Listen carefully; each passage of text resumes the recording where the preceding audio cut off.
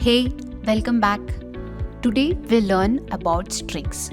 We have already learned that string is a data type that stores text. It is a sequence of characters enclosed within quotes.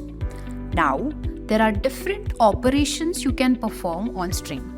And today we'll learn concatenation and repetition. Let's see how these operations work. Now, string concatenation is basically adding two strings. Now, when you add two strings, the second string gets joined to the first string to make a new string. For example, when you concatenate two strings good and work, it will print good work as a single string. One important thing to keep in mind is that you can only add a string to another string and not to a number. You will get an error if you try to add a number and a string.